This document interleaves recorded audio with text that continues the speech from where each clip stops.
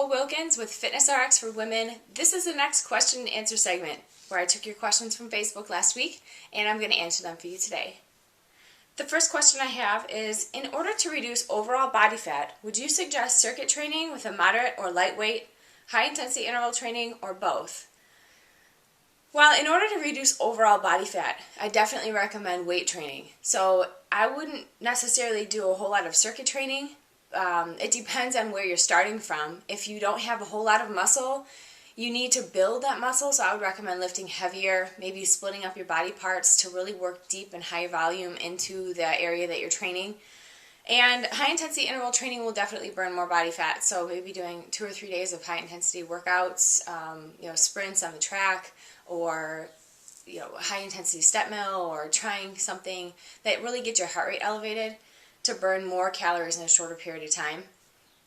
So circuit training works well and will help burn body fat, but if you don't have enough muscle to start from, really trying to lift as heavy as you can to build that lean muscle tissue will end up speeding up your metabolism and then thus burning more body fat in the end.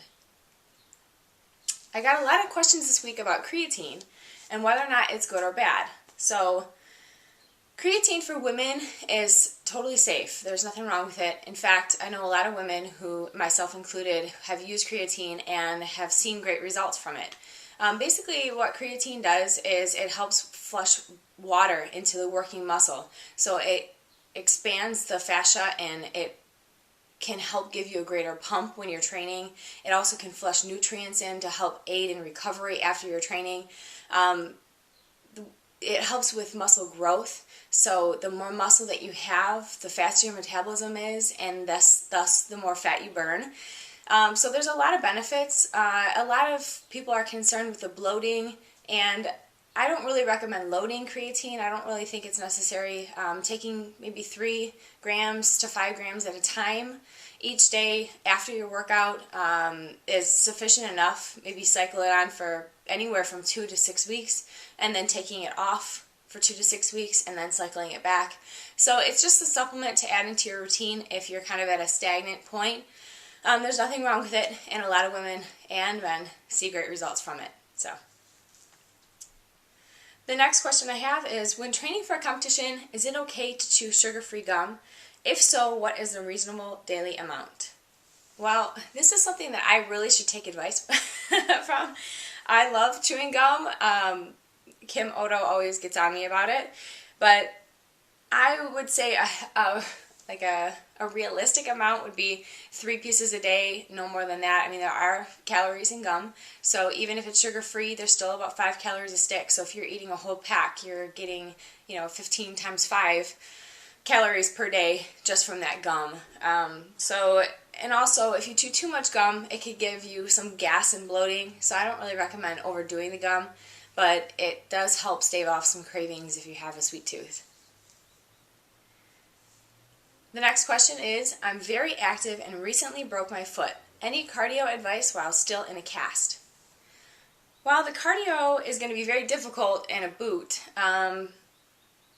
or if you're in a cast. If you're in a boot and you can take it off, I would say swimming, but you need to use your legs. So I would say cardio is going to be a lot harder. But what you can do is, even though your foot is broke, you can still go to the gym and train your upper body. There's no reason you can't sit into a bench and do bicep curls and shoulder presses and lateral raises and all sorts of stuff. Use the machines to take a seat and utilize your upper body. That way you're still burning calories, and really pay attention to what you're eating.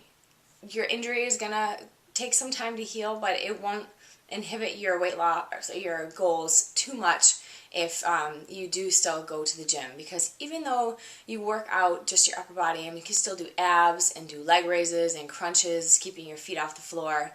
Just be careful, and there's no reason to completely stay away from the gym for 6 weeks or so. What are your thoughts on paleo or primal blueprint type diets? I have no issue with paleo diets. For me, it's a little bit restrictive, so I like to have my oatmeal and grains. But if other people like it and they feel as though they can do it for life, then by all means. And the last question is going to a gym a must if you want to compete, or can it all be done from home? I'm going to be really honest. I think going to the gym is really important when you're getting ready for a show, unless your gym at home is full of great equipment and having enough weights for you. I like the feeling of going to the gym because it helps motivate me more seeing people working out around me. I'm competitive in my mind, so if I see someone next to me lifting heavier weights than me or really training hard, it motivates me to want to do better. Working in a gym at home is cool too if you've got enough equipment. I mean, you can blast the radio and do whatever you want to do. So it all depends on what you have at home. There are many girls who compete that train out of their house, so it is possible. I hope that gives you guys some insight, and I continue asking questions. I'll see you next week.